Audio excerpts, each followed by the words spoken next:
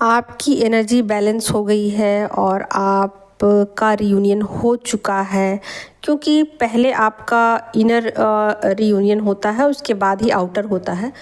तो कैसे पता चलेगा कि आपकी एनर्जी बैलेंस हो चुकी है? तो इसके कुछ साइन मैं आज आप लोगों को बताने वाली हूँ। और ये साइन ना हर तरीके से आपको मिलते हैं, नंबर वाइज भी मिलते हैं, फिर कुछ इंडिकेशन भी आपको दिए जाते हैं। फिर मतलब आप बाहरी तौर पे भी कुछ कुछ चीज़ें, जैसे कि आप खुली आंखों से भी कुछ चीज़ें आपको देखने को मिल सकती है, जिससे आपको पता चलेगा कि आपकी एनर्जी बैलेंस हो चुकी है। लेकिन आज की इस वीडियो में मैं नंबर वाला बताने वाली हूँ, ना कुछ और बताने वाली हूँ। आज की वीडियो में मैं ये बताने वाली हूँ कि आपके शारीरिक परिवर्तन क्या होंगे। ठीक है, कुछ सोच में भी चेंजेस आएंगे, बट उसको भी मैं आज नहीं बताने वाली हूँ। मतलब जो आपके शारीरिक परिवर्तन होंगे ना, उस पर मैं थोड़ा सा आपको बताने वाली हूँ कि क्या सिम्टम आपको मिलेंगे। ठीक है, और ये चीज़ें ज़रूरी नहीं है कि सबके साथ रेजोनेट करे, तो इस बात का ध्यान रखिएगा। लेकिन फिर भी बहुत हद तक ये चीज़ें मैच कर जाएंगी अगर आपकी एनर्जी बैलेंस हो गई है। ठीक है, तो पहला जो साइन है वो है कि अगर आप सोते हो तो सोते वक्त में ज़्यादातर होता है कि लेफ़्ट करवट फेमिनिन पहले सोती है। फिर सोते वक्त में आप लोग क्या करते हो, कभी भी कोई भी जैसे कि एक करवट में सोता है तो जिस वक्त आप सोते हो ना, तो उसको ही गिनती करेंगे। आप सोने के बाद नींद में किस करवट चले जाते हो, क्या करते हो, उसका गिनती नहीं आएगा। तो सोते वक्त आपका जो करवट है ना, वो राइट साइड होना शुरू हो जाएगा।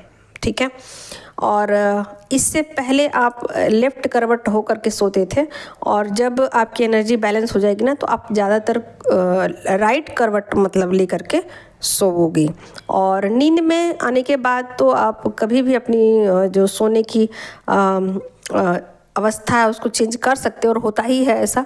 लेकिन जब आपकी एनर्जी बैलेंस हो जाएगी तो फिर आपके अंदर ये नहीं रहेगा कि मैं लेफ़्ट करवट लेके सोऊं कि राइट करवट लेके सोऊं। और पहले जब एनर्जी बैलेंस नहीं होती है ना, तो ज़्यादातर लोग जो हैं वो लेफ़्ट करवट पे ही सोते हैं। ठीक है, तो जब एनर्जी बैलेंस हो जाएगी तो आपके अंदर ये डाउट ख़त्म हो जाएगा, यानी आप उसमें कैलकुलेशन नहीं बिठाओगे, आप गौर भी नहीं करते हो इस चीज़ को कि आप किस तरफ से सोते हो। अक्सर ऐसा होता है कि हम लोग ध्यान ही नहीं देते कि किस करवट सो रहे हैं। लेकिन जब एनर्जी बैलेंस हो जाएगी ना, तो फिर ऐसा होगा कि आप दोनों करवट सोना शुरू कर दोगे, कभी लेफ़्ट कभी राइट। ठीक है, और ज़्यादातर ये होगा कि आप राइट करवट लेके सोओगे, यानी कि इसमें एनर्जी बैलेंस हो जाएगी आपकी। तो इसमें ये चीज़ दिमाग से हट जाएगा कि मुझे लेफ़्ट करवट ही लेके सोने की आदत है, तो मैं लेफ़्ट ही सोऊंगा या सोऊंगी तो ही मुझे नींद आएगी। ठीक है, तो आप बाद में जब आपकी एनर्जी बैलेंस हो जाएगी तो आप राइट करवट भी लेके सोते हो ना, तो आपको नींद आ जाएगी। कहने का मतलब यही था। तो यहाँ पर ये एक सिम्टम आपको देखने को मिल सकता है, पहला। दूसरा, जब आपकी एनर्जी बैलेंस हो जाएगी ना, तो ज़्यादातर होता क्या है कि हम लोग किसी से बातें करते हैं या कहीं एक जगह पर खड़ा होते हैं, तो एक पैर के ऊपर प्रेशर ज़्यादा दे देते हैं। आप लोग देखिए, दोनों पैर से हम खड़े ज़रूर होते हैं, लेकिन वज़न है ना एक ही पैर पे लगा रखा होता है। तो ये अधिकतर होता है। लेकिन जब एनर्जी बैलेंस होती है ना, तो आप ध्यान देना, आपका जो तो पैर है ना, जब आप खड़े होते हो ना, दोनों पैर में एक साथ वजन आप लगा कर खड़ा होते हैं, यानी कि दोनों पैरों का प्रेशर एक साथ होता है। ऐसा नहीं होता है कि एक पैर के ऊपर लोड दे दिया है और दूसरा पैर बस यूं ही दिखाने के लिए ज़मीन पे है, ऐसा नहीं है। दोनों पैर का लोड जो है वो धरती पर रहेगा, और दोनों पैर जो एक समान प्रेशर के साथ मतलब ज़मीन को पकड़े रहेंगे। तो इस तरीके की एनर्जी हो जाएगी।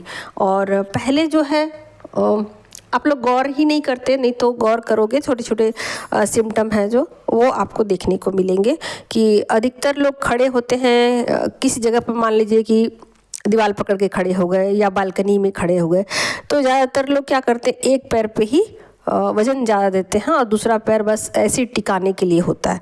लेकिन जब एनर्जी बैलेंस हो जाएगी तब ऐसा नहीं होगा। कोशिश करना, आप ध्यान देना इन चीज़ों पर कि आपको अगर अभी भी वो हैबिट है तो इसका मतलब कि आपकी एनर्जी बैलेंस नहीं हुई है। ठीक है, तो ये सब सिम्टम आप लोग ध्यान दीजिएगा। और अब मैं बताती हूँ तीसरा, जो हमारी नाक है ना, नाक उससे श्वास लेते हैं तो अधिकतर क्या होता है कि लेफ्ट जो है वो श्वास अधिक चलती है, लेफ्ट, और जिसको चंद्र नाड़ी बोलते हैं वो उस मतलब एक्टिव ज़्यादा होती है। और लेफ्ट जो नोस्टल है ना, उससे श्वास ज़्यादा जाती है। लेकिन जब एनर्जी बैलेंस हो जाती है ना तो राइट नोस्टल से भी श्वास मतलब आती जाती है, ज़्यादा आती जाती है। कहने का मतलब है कि आप लोग इस पर गौर करिएगा तभी समझ में आएगा। क्योंकि होता क्या है कि दिन भर में कई बार हमारे जो नोस्टल जो हैं वो चेंज होते रहते हैं, यानी कि नाड़ी जो है श्वास की जो ना 2 छिद्र है ना, उसमें श्वास आप ध्यान देना, उंगली लगाकर आप देखो तो कभी एक तरफ लेफ्ट तरफ से नाक की सांस चलती है, कभी राइट से चलती है। तो ये चलती रहती है और दिन में कई बार बदलती है। ये अगर आप ध्यान दोगे ना तो आपको ये बातें समझ में आएगी। क्योंकि चंद्र नाड़ी बोलते हैं लेफ्ट तरफ जो चलती है श्वासा उसको, और जो राइट तरफ चलती है उसको सूर्य नाड़ी बोलते हैं। तो दोनों तरफ से आपका बार बार एनर्जी आपका चेंज होगा।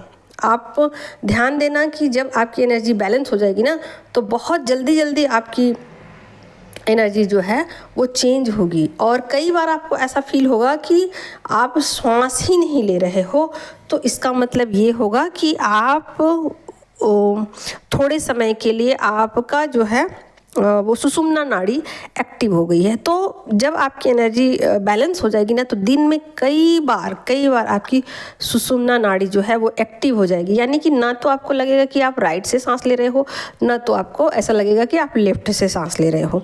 यानी कि आपको ऐसा लगेगा कि दोनों नोस्ट्रल में से किसी से भी सांस नहीं जा रही है।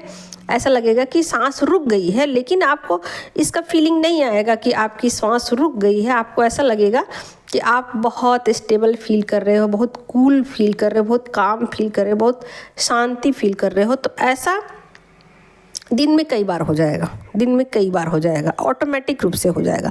क्योंकि आपकी एनर्जी जब बैलेंस हो जाती है ना तो बीच बीच में सुषुम्ना नाड़ी जो है वो एक्टिव हो जाती है। यानी कि सुषुम्ना नाड़ी भी बीच बीच में अपना काम करती है। जब बिल्कुल आप पीस में चले जाते हैं और जब भी आपको कुछ काम नहीं रहता, जैसे कि मान लीजिए कि घर का कोई काम आप कर रहे हो, काम करते वक्त में ऐसा ज़्यादातर होगा कि आपकी सूर्य नाड़ी एक्टिव हो जाएगी। और जब आप किसी रिश्ते में हो, किसी से बात कर रहे हो, इमोशनली अटैच फील कर रहे हो, तो आपकी चंद्र नाड़ी एक्टिव हो जाएगी। लेकिन जब आप बिल्कुल अकेले होगे और आपको ऐसा लगेगा कि कोई भी काम नहीं है, बिल्कुल शांत बैठे हो, तो बीच में अचानक से ही आपकी सुषुम्ना नाड़ी एक्टिव हो जाएगी। तो कहने का मतलब ये है दोस्तों कि आपकी दोनों नाड़ियाँ जो है ना वो बार बार फ्लैक्चुएट करेगी, बार बार चेंज होगी और ये टाइम के अकॉर्डिंग होगी। यानी कि इसमें आप कुछ नहीं करोगे, ऑटोमेटिक रूप से ऐसा होगा कि जब ज़रूरत होगा आप मतलब जैसे आप टाइमलाइन को चेंज करते हो उस हिसाब से आपकी नाड़ियाँ ऑटोमेटिक रूप से चेंज हो जाती है। यानी कि जब आप रिश्ते में होते हो, किसी रिलेशनशिप में होते हो या किसी से इमोशनली कनेक्टेड होते हो, तो आपकी राइट साइड की नाड़ी जो है वो एक्टिव हो जाती है, मतलब चंद्र नाड़ी एक्टिव हो जाती है। और जब किसी काम को करते हो, किसी चीज़ में ऊर्जा की ज़रूरत होती है और आपका ध्यान पूरी तरीके से अपने काम में केंद्रित होता है, तब आपका जो सूर्य नाड़ी है वो एक्टिव हो जाता है। तो ये ऑटोमेटिक होना शुरू हो जाता है और बीच बीच में आपकी सुषुम्ना नाड़ी भी एक्टिव हो जाती है। तो इससे क्या होता है कि आपकी दिन भर की जो ऊर्जा है वो बैलेंस ऑटोमेटिक रूप से भी होती रहती है और कूल भी रहती है, काम भी रहती है, शांत भी रहती है। तो ये पहचान है कि आपने अपनी एनर्जी को बैलेंस कर लिया है और आपको पता है कि कब, कहाँ, कैसे एनर्जी को बैलेंस में लेके आना है। यानी कि पूरा एक सिस्टम में आ जाता है। आपका माइंड, बॉडी और सोल तीनों एक लाइन में आ जाते हैं और ये चीज़ें ना ऑटोमेटिक रूप से होती हैं। आप कुछ करते नहीं हो, ये सिग्नल मिल जाता है। बॉडी जो है वो माइंड को देता है, माइंड जो है वो ब्रेन को देता है। तो पूरा एकदम उसी हिसाब से सब कुछ चीज़ें सेट हो जाती हैं और ऑटोमेटिक रूप से ऐसा होता है। इसके लिए हम लोग कुछ प्लानिंग नहीं करते हैं, बस ऊर्जा बैलेंस होने के बाद ऐसा ऑटोमेटिक रूप से एनर्जी स्विच करती रहती है। ठीक है, तो ये सिम्टम है जिससे कि आपको पता लग जाएगा कि अगर आप ध्यान दोगे तो आपको लगेगा कि आपकी एनर्जी बैलेंस हो गई है। ठीक है, ये मैंने तीसरा साइन बताया। चौथा जो मेज़र, जो आपको बिल्कुल इसको आप नोटिस करना, ये बहुत इजी है। ये इसमें ऐसा कुछ नहीं कि अपने बॉडी को चेक करना है। आपके पिता जो है ना, जो आपके फादर है ना, उनके साथ आपका रिलेशन बहुत अच्छा हो जाएगा। मतलब जैसा कि आप पहले हुआ करता था, बचपन में आपके साथ जैसा हुआ करता था ना, वैसा वाला रिलेशन हो जाएगा। बाद में क्या होता है कि जब फेमिनिन बड़ी होती है, एक उम्र में हो जाती हैं, जब वो थोड़ी सी यंग एनर्जी में जब जाती है ना, तो अपने पिता के साथ उनकी नहीं बनती है, क्योंकि दोनों अपोजिट एनर्जी में होते हैं और बिल्कुल दोनों के साथ मैच नहीं करती एनर्जी, और वहाँ से दोनों की एनर्जी बिल्कुल अलग अलग हो जाती है और ये एनर्जी का बैलेंस बिगड़ जाता है। और जब फेमिनिन पूरी तरीके से बैलेंस हो जाती है ना, तो उनको पिता को समझने में आसानी होती है। यानी कि फादर को अपने आसानी से समझती है कि क्यों उन्होंने ऐसा बिहेव किया पास्ट में उनके साथ, या फिर आपकी उनकी क्यों नहीं बनती थी। ये सब कुछ बातें, या कुछ मान लीजिए कि बिलीव सिस्टम भी होंगे। तो जो भी हो, आपने हीलिंग कर ली अपनी, तो फाइनली आपने चीज़ों को समझ लिया कि भाई कुछ सिचुएशन थे, कुछ उनकी परेशानियां थी, इस वजह से सब कुछ ऐसा हुआ। तो जो भी हो, एनीवे आपको अपने पिता के साथ बात करने में कोई हेजिटेशन नहीं होगा। आप बात करोगे और फ्रैंकली बात करोगे और निडर होके बात करोगे, और वो भी आपसे बात करेंगे। ठीक है, तो दोनों के बीच एक जो बैरियर होता है बाप बेटी के बीच में, यानी कि फेमिनिन और मस्कुलिन एनर्जी आप कह सकते हो उसको, तो वो ख़त्म हो जाएगी और दोनों के बीच एक अच्छी बॉन्डिंग हो जाएगी, अच्छी बातचीत शुरू हो जाएगी। जो बातचीत बरसों से बंद होती है वो फिर से स्टार्ट हो जाती है। ठीक है, चौथा सिम्टम मैंने ये बताया। पांचवा एक और सिम्टम मैं बताती हूँ, और ये है बहुत ही इजी है कि आपके अंदर जो ना मेल फीमेल का जो है ना एक कॉन्सेप्ट होता है, जेंडर का जो आप भाग देते हो कि ये जेंडर आप ऑटोमेटिक रूप से कि ये मेल है, ये फीमेल है, और मेल के प्रति ना एक ऐसा हो जाता है फेमिनिन को कि एक विचार जो है वो गलत भावना जो है ना आने लगता है कि मेल ऐसे ही होते हैं, फ्रॉड होते हैं और झूठ बोलते हैं, क्योंकि वो मस्कुलिन एनर्जी के साथ बहुत इस तरीके का उनका जो एक्सपीरियंस होता है ना, उसमें वो इस तरीके का थॉट रखना शुरू कर देती है बीच बीच में। फिर लास्टली जब उनकी एनर्जी बैलेंस हो जाती है ना, तो फिर वो मेल और फीमेल का जो कॉन्सेप्ट है उसको ख़त्म कर देती है। ठीक है, उनकी नज़र में सिर्फ इंसान रह जाता है। और हालांकि ये थोड़ा सा मुझे लगता है कि ये आप लोगों को थोड़ा सा मुश्किल लगेगा, क्योंकि ये मतलब हमारे सबकॉन्शियस से जुड़ी हुई चीज़ें हैं। ये बात देखने में ऐसा लगेगा कि मेल को तो मेल ही समझेंगे, और फीमेल को तो फीमेल ही समझेंगे भाई, क्योंकि मेल तो मेल के कैरेक्टर में रहेंगे और फीमेल तो फीमेल के कैरेक्टर में रहेंगे। बिल्कुल रहेंगे, बिल्कुल रहेंगे, मेल मेल के कैरेक्टर में रहेंगे, फीमेल फीमेल के कैरेक्टर में रहेंगे। आप भी फीमेल हो तो उसी तरीके से कपड़े पहनोगे, उसी तरीके से साज श्रृंगार करोगे, उसी तरीके से सब कुछ करोगे, और जो मेल हैं उसी तरीके से सब कुछ करेंगे। लेकिन एक जो दोनों के बीच का एक कॉन्सेप्ट होता है ना जेंडर का, वो कहीं ना कहीं आपको लगता है कि एक दीवार जो है दोनों के बीच वो ख़त्म हो गई है। एक दीवार जो है दोनों के बीच, एक लाइन जो लकीर जो है ना वो ख़त्म हो जाती है। और आप ना इन चीज़ों में जो एक सोच होती है ना, पहरेदारी होती है आपकी, एक सोचने का तरीका होता है ना, उसको आप चेंज कर देते हो और थोड़े थोड़े आप मस्कुलिन एनर्जी की तरह बिहेव करने लग जाते हो और उसको समझने लग जाते हो। और बहुत ज़्यादा रिस्ट्रिक्शन भी आप नहीं लगाते हो, किसी चीज़ में रोका टोकी भी आप नहीं करते हो। और जो आपके ना सोचने का ढंग होता है ना वो बहुत कुछ चेंज हो जाता है। आपको ऐसा लगता है कि नहीं, मस्कुलिन एनर्जी भी ठीक है अपनी जगह पर, माना कि वो इस तरीके के हैं, बट कहीं ना कहीं ये चीज़ें ये भी ज़रूरी है ज़िंदगी में। और ये तौर तरीके भले ही मुझे सूट ना करते हों, भले ही मुझसे ये नहीं होगा, मुझे ये पसंद नहीं है, बट कहीं ना कहीं आप उन चीज़ों को एक्सेप्ट करते हो और आपके अंदर जो जेंडर का एक लकीर होता है और एक सोच होती है, तो वो उसको आप ख़त्म कर देते हो, उस दीवार को आप गिरा देते हो। और आप ज़्यादातर बोलने वक्त में भी आप इस चीज़ का ख्याल भूल जाते हो कि मैं किस जेंडर के बारे में बोल रही हूँ, कि इसी मेल को बोल रही हूँ कि फीमेल को बोल रही हूँ।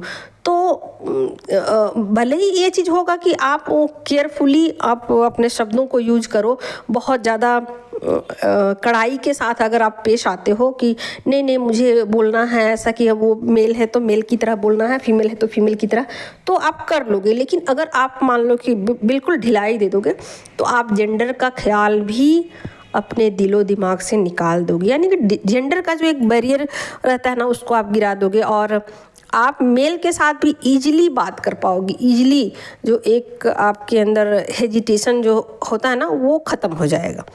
ठीक है, तो बहुत सारी चीज़ें ऐसी हैं जिससे पता लग सकता है कि आपकी एनर्जी बैलेंस हो गई है। शारीरिक तौर पे भी मैं बहुत कुछ और भी बता सकती हूँ, बट आज का छोटा सा वीडियो इतना ही। फिर मैं एंजेलिक नंबर भी बताऊँगी कि कैसे, कौन सा एंजेलिक नंबर से आपको पता लगेगा कि आपकी एनर्जी बैलेंस हो गई है, और भी बहुत कुछ सिम्टम। ठीक है, तो आज की मेरा छोटा सा मतलब यही था वीडियो। और जिनको भी मेरे बातचीत करने में भी आप लोगों को ये चीज़ पता चलता होगा कि मैं किसको क्या बोलती हूँ, मेरा बोलने का वो कुछ नहीं रहता कि मैं किसको बोल रही हूँ, बस वीडियो उठाती हूँ और बस बोलना शुरू कर देती हूँ। कुछ भी मैं इसमें ये नहीं लगाती हूँ। आप लोग सोचते हो कि लगता है कि मैम को बात करना नहीं आता या फिर मैम का हिंदी ठीक नहीं है, बट ऐसी बात नहीं है। मैं बहुत अच्छा मेरी हिंदी है और मैं किसको बोल रही हूँ क्या बोल रही हूँ उससे मेरा मतलब नहीं, बस मुझे ऐसा लगता है कि मेरी बातों को आप लोग समझ सकते हो तो मुझे बोल देना चाहिए। बस उसमें किसी भी तरीके का रिस्ट्रिक्शन में नहीं लगाती हूँ, अपने शब्दों पर कोई लगाम में नहीं लगाती हूँ। तो उसी तरीके से जिनकी भी एनर्जी बैलेंस हो जाएगी ना, तो इस तरीके का एक उनके अंदर चेंज देखने को आपको मिलेगा। ठीक है, तो क्योंकि जब फेमिनिन बोलती है ना तो बिल्कुल वो बहुत उनका स्वर मीठा होता है। फेमिनिन की एनर्जी कहने का मतलब है जब वो उनकी एनर्जी बैलेंस नहीं होती है तो वो फेमिनिन एनर्जी में होती हैं। ठीक है, लेकिन जब एनर्जी बैलेंस हो जाएगी ना तो वो ना तो मस्कुलिन एनर्जी में रहेगी ना वो फेमिनिन एनर्जी में रहेगी, वो बीच वाली एनर्जी में रहेगी। ठीक है, तो आवाज़ में भी फ़र्क आएगा, बोलने का तरीके में भी फ़र्क आएगा। ठीक है, तो चलिए ठीक है, आज का यही मेरा छोटा सा वीडियो था। और जिनको भी अगर एनर्जी चेकिंग करवानी है या किसी भी तरीके का कुछ गाइडेंस चाहिए तो मुझे व्हाट्सअप कर सकते हैं। और व्हाट्सअप